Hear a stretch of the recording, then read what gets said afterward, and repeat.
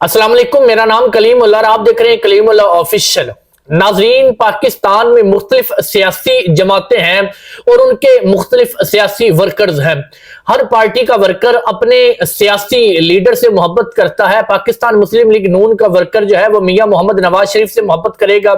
Peoples party का आसफ अली जरदारी से करेगा, पाकिस्तान तरीके इंसाफ का इमरान खान से करेगा। लेकिन उस मोहब्बत की एक हद होती है, उस मोहब्बत की एक लिमिट होती है। अगर आप इन लीडरान के जो कारकुनान हैं उनसे ये कहें कि आप दुआ करें कि कल आपका बेटा नवाज शरीफ की तरह बने, कल आपका बेटा आसफ अली जरदारी की तरह बने, या कल आपकी बेटी मरियम नवाज की तरह बने, तो शायद उनमें से कोई भी ऐसा ना हो जो ये कह सके कि आमीन, मैं चाहता हूं कि मेरा बेटा नवाज शरीफ की तरह बने, या आसफ अली जरदारी की तरह बने, या इमरान खान की तरह बने। क्योंकि हर जो शख्स होता है, जो वर्कर्स होते हैं, उनको अपने लीडर्स की खामियों का अंदाजा होता है। लेकिन पाकिस्तान की 70 साल तारीख में एक ऐसी जमात मार्ज़े वजूद में आती है जिसका लीडर, जिसका बानी खादम हुसैन रिजवी होता है, और लोगों की तहरीके लबैक के वर्कर्स की जो उनके साथ मोहब्बत होती है उसकी कोई लिमिट नहीं होती, उसकी कोई हद नहीं होती।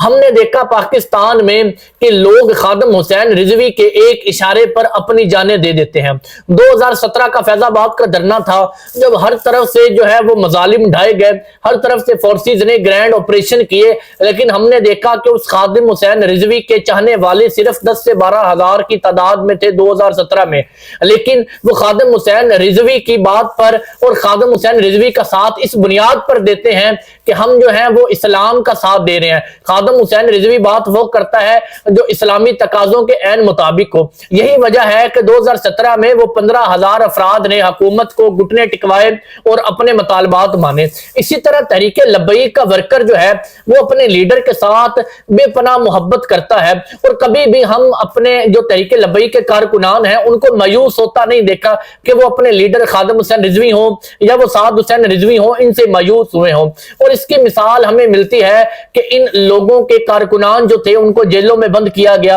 उनके ऊपर पाकिस्तान की बदतरीन शेलिंग की गई, उनके ऊपर मीडिया पर पाबंदियां लगी, उनके ऊपर हर किस्म का टॉर्चर किया गया। लेकिन एक भी ऐसा कारकुन नहीं है जिसने कहा हो कि खादिम हुसैन रिजवी साहब को मैं छोड़ रहा हूं, मैं साद हुसैन रिजवी से जनाब अपनी राहें जुदा कर रहा हूं। मैं बात कर रहा हूं कारकुन की, उन सियासी टिकट होल्डर्स की नहीं जो आए ही सियासी मकासद के लिए होते हैं। मैं उन कारकुनान की बात करता हूं जो एक छोटा अदना कारकुन होता है। और तहरीके लबैक के कारकुनान में एक मुख्तलिफ ही जज्बा हमें देखने को मिलता है, एक मुख्तलिफ अकीदत और मोहब्बत देखने को मिलती है। शायद वो साद रिजवी की वजह से नहीं होती, शायद वो खादिम हुसैन रिजवी की वजह से नहीं होती, बल्कि उनके नजरिए की वजह से होती है। जो नजरिया खादिम हुसैन रिजवी लाए थे, जिस नजरिए को साद रिजवी ने परवान चढ़ाया, शायद वो नजरिया है जिसकी बुनियाद पर तहरीके लबैक का कारकुन इतना पुख्ता है कि उसे दुनिया की कोई ताकत भी इस तहरीक से जुदा नहीं कर सकती। क्योंकि उनके माइंड में एक ही चीज है कि ये जमात सिर्फ खालिस नजरिया इस्लाम पर खड़ी है।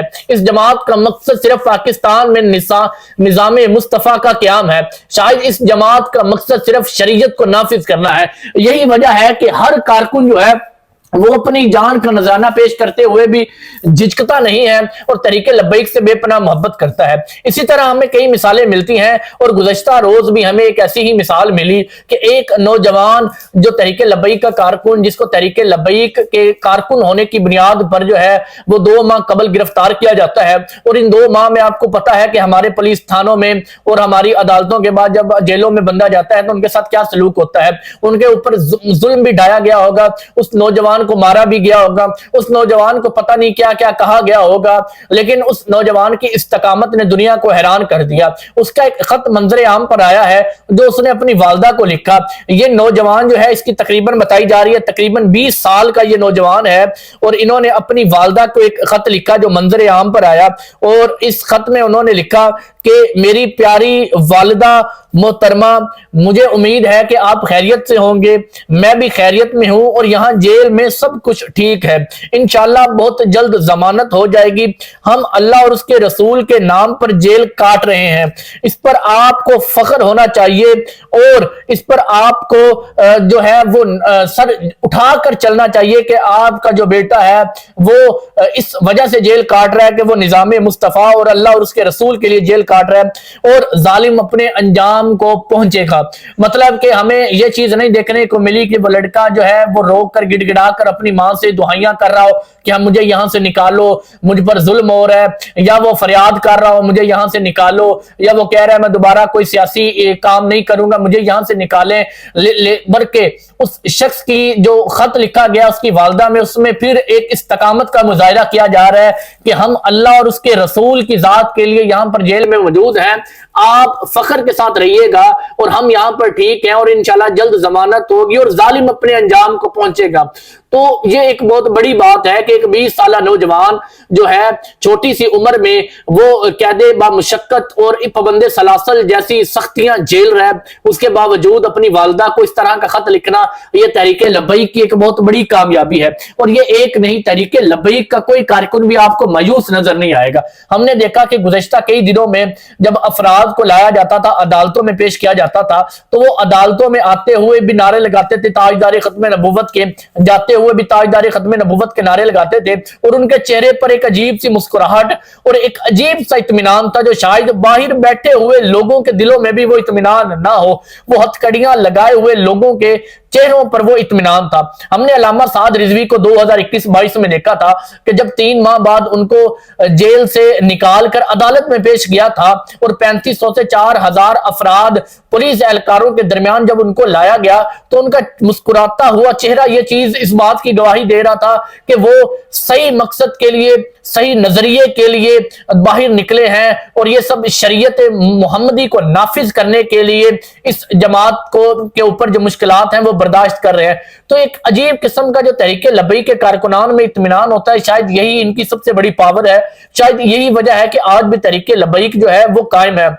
ہم نے 70 سال کی تاریخ میں بڑی سیاسی جماعتیں دیکھی, بڑی مذہبی جماعتیں دیکھی جو وجود میں آتی ہیں, لیکن کبھی اتنا مضبوط سٹانس نہیں لے سکی جتنا مضبوط سٹانس جو ہے اپنے نظریے پر تحریک لبیک پاکستان میں لیا. اور یہ پہلی مرتبہ نہیں, پاکستان میں یہ واحد جماعت ہے جن کو پچھلے 9 سالوں کے اندر 350 سے زائد کارکنان کو شہید کیا گیا. یہ وہ واحد جماعت ہے جس کے سب سے زیادہ کارکنان کو گرفتار کیا گیا. یہ وہ واحد جماعت ہے جس کے وجود میں آنے کے 1 سال بعد 2017 میں ہی ان پر الیکٹرونک اور پرنٹ میڈیا پر پابندی لگ گئی, اور بغیر کسی کوریج کے, بغیر الیکٹرونک اور نیشنل ٹی ویز کے کوریج کے یہ جماعت جو ہے الیکشنز میں 25 لاکھ سے زائد ووٹ لینے میں کامیاب ہوئی. شاید یہ انہی کارکنان اور خادم حسین رضوی اور سعد حسین رضوی جیسے لیڈر کی پختگی اور ان کا جو پکا ایمان ہے اسی وجہ سے شاید آج یہ جماعت جو ہے سٹل اپنی پوزیشن پر قائم ہے اور ابھی بھی جو ہے پاکستان کی مضبوط ترین مذہبی جماعت ہے اور چوتھے نمبر پر سب سے بڑی پاکستان کی سیاسی جماعت ہے.